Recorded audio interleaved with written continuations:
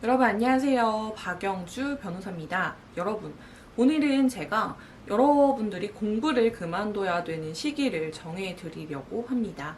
우리가 공부를 한다는 것, 꿈을 향해 도전해 나간다는 거 정말 중요합니다. 그렇지만 이 꿈이 나하고 맞지 않을 때 적절한 시기에 놓아줄 수 있는 용기도 굉장히 중요하다라고 생각을 하는데요.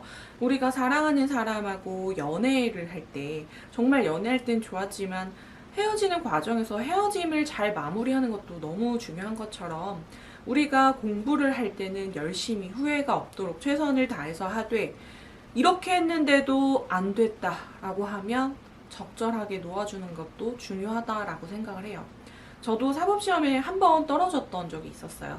떨어졌을 때 제가 이걸 계속 해야 되나 아니면 여기서 이제 끝내야 되는 걸까에 대한 고민을 많이 했었거든요. 그때 제가 세웠던 저만의 원칙을 여러분들께 한번 말씀드리도록 하겠습니다.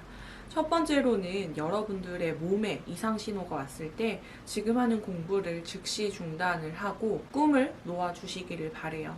저도 공부를 할 때 몸이 아팠던 적이 있었는데요. 저는 그렇게 크게 아픈 거는 아니었어요. 제가 공부를 하면서 잘 못 먹고 스트레스를 많이 받고 하니까 면역력이 약해졌습니다. 그래서 어떤 금속 알러지가 생겼고 비염도 생겼어요.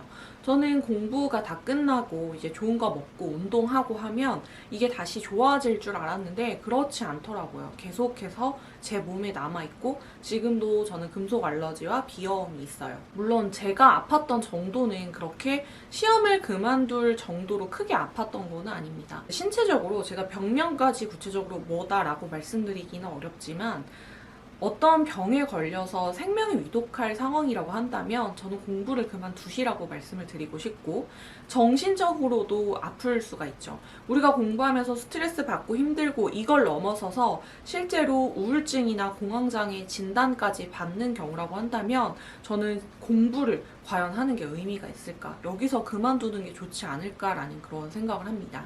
우리가 공부를 왜 하는지를 여러분들이 한번 생각을 해보셨으면 좋겠어요. 내 삶을 윤택하게 만들어주기 위해서, 내가 원하는 방향으로 내 삶을 나아가게 하기 위해서 여러분들이 공부를 하시는 걸 거라고 생각을 해요.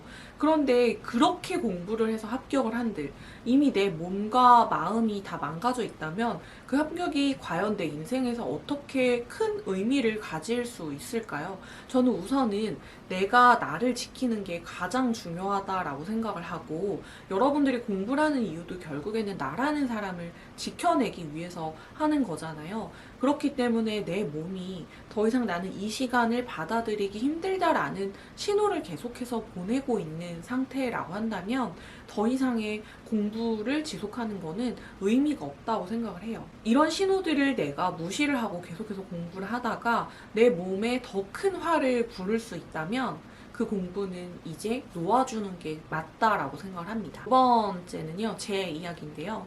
내가 공부를 하면서 후회가 없을 정도로 최선의 노력을 다하는 수험 기간을 보냈다라고 한다면 시험을 치고 나서 그 결과에서 불합격이 나온다 하더라도 여러분들은 이제 그 시험을 놓아주어야 할 때라고 생각을 합니다. 내가 수험 기간에서 뭔가 아쉬운 게 있었고 이 아쉬운 부분을 보완해서 한 번 더 시험을 치고 싶다라는 마음이 든다면 그건 한 번 더 도전을 해보셔도 돼요. 왜냐면 내가 좀 더 나은 방향으로 올라갈 수 있다라는 확신이 있을 때이기 때문에, 내가 변하면 시험의 결과도 변할 확률이 높기 때문이죠. 그런데 내가 생각했을 때 나는 정말 내가 할 수 있는 모든 최선의 노력을 다했고 내가 공부를 다시 한다 하더라도 이것보다 더 그 이상의 어떤 것을 낼 수 없을 거라는 생각이 든다면, 좀 더 쉽게 말씀을 드리자면 내가 하루에 공부를 12시간씩 했는데 이 시험에 떨어져서 다시 공부를 한다 하더라도 그 이상은 내가 못할 것 같다. 내가 암기를 하루에 몇 시간을 했는데 그 이상의 암기는 못할 것 같다. 이런 생각이 드시는 경우라면 저는 공부, 이 시험 자체가 나하고 잘 맞지 않는 게 아닌가. 이제는 여러분들이 좀 놓아주셔야 될 때가 아닌가라는 생각이 들어요. 한번 바꿔서 다시 말씀을 드려보자면, 내가 지금 이 시험을 포기했을 때 미래의 내가 이 선택을 후회할 건지를 한번 생각을 해보세요. 아, 그때 내가 조금 더 열심히 해서 한번 잘해볼 걸. 내가 한 번 더 했으면 합격할 수도 있었을 것 같은데, 내가 더 열심히 할 수 있었을 것 같은데 라는 생각이 든다면, 그거는 어쨌든 내가 더 잘할 수 있는 가능성이 있는 거니까 그때는 하셔도 됩니다. 그렇지만 내가 수험 기간을 다시 시작한다 하더라도 이번에 내가 한 거보다 더 잘할 수는 없을 것 같아 라는 생각이 든다면, 여러분들은 여러분들이 할 수 있는 최선의 노력을 이미 했다라는 거예요.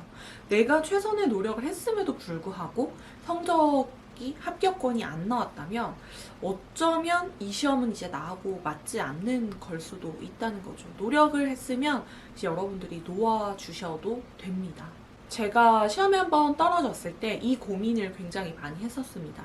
그런데 제가 지나간 수험 생활에 아쉬움이 너무 많이 남았어요. 왜냐하면 공부를 하면서 이해가 안 되는 부분이 되게 많았고, 내가 공부가 부족하다라는 거를 저 스스로도 알고 있었거든요. 그런데 공부할 양이 너무나도 많았고, 시험이 이제 바로 1년 뒤에 있었기 때문에 내가 하나하나 모르는 거를 짚어 나가면서 공부할 만큼 시간적인 여유가 주어지지 않았습니다. 그래서 제가 이게 합격할 만한 공부가 아님을 알면서도 공부하고 넘어가고 이런 식으로 시간을 계속 보냈어요. 그래서 제가 시험을 치면서도 이렇게 해서 시험에 붙으면 솔직히 대박이겠다, 이런 마음이 제가 들더라고요. 당연히 시험 결과는 불합격이었고, 저 스스로 부족한 공부를 했다는 걸 알았기 때문에 한 번은 더 해봐야 나중에 후회를 안 할 것 같다라는 생각을 했어요. 물론 여기서 말하는 내가 더 잘할 수 있을 것 같아 라는 이 용기가 시험에 합격할 수 있을 것 같아 라는 그런 용기는 아니었어요. 결과에 대한 확신은 없었지만 과정을 내가 더 잘할 수 있을 거라는 그런 확신은 있었습니다. 그래서 한 번 더 도전을 했어요. 정말 최선을 다해서 공부를 했습니다. 그러고 제가 6월 달에 시험을 치고 합격 결과가 10월에 나오기 때문에 4개월 동안 기다리는 시간이 있었는데, 그 기다리는 시간 동안 내가 또 떨어지면 이 시험을 쳐야 될까 말아야 될까에 대한 고민을 하게 되잖아요. 근데 사실 그때 시험에 떨어져도 2차를 한 번 더 볼 수 있는 기회가 있었거든요. 그럼에도 불구하고 저는 이번에 떨어지면 하지 말아야겠다라는 생각을 했어요. 왜냐면 정말 수험 기간 동안 제가 열심히 했거든요. 이 정도면 후회 없이 공부했다라고 말할 수 있을 것 같았고, 시험을 치는 4일 동안에 제가 아는 모든 걸 다 쏟아부었다는 느낌이 저 스스로 들었습니다. 이 기간을 다시 한번 되풀이했을 때 내가 이 지금과 같은 열정으로 공부를 할 수 있을까 생각하면 절대 아니라는 생각이 들었어요. 이제는 내려갈 일만 남았다라는 생각이 들어서 공부는 이제 이만하면 됐다, 이제 놓아주자라는 생각을 했고, 실제로 그럼에도 불구하고 제가 4개월을 기다리면서 독서실도 끊고 책도 새로 샀거든요. 한 장도 못 봤습니다. 제 몸에서 모든 에너지가 마치 빠져나간 것처럼 정말 글자가 들어오지 않고 글자만 읽어도 막 울렁거리더라고요, 속이. 미련 없이 그만둘 수 있을 거라고 생각을 했는데 다행히도 합격을 하게 됐죠. 연인 사이도 마찬가지잖아요, 여러분. 내가 이 사람에게 해줄 수 있는 걸 다 해주지 못한 상태에서 우리가 헤어지게 됐을 때, 충분히 사랑하지 못했다라고 생각이 드는 상태에서 헤어지게 됐을 때는 미련이 남고 보고 싶고 전화하고 싶고 이런 마음이 든단 말이에요. 그런데 우리가 해볼 수 있는 모든 걸 다 해본 사이, 뭐 싸우기도 많이 싸워보고 찌질한 모습도 많이 보여보고 사랑도 할 만큼 충분히 했다라는 생각이 드는 사이에서는 오히려 이별을 하고 나서 좀 미련을 갖지 않고 마무리도 깨끗하게 좋게 잘 마무리가 되는 경우가 있는 것 같아요.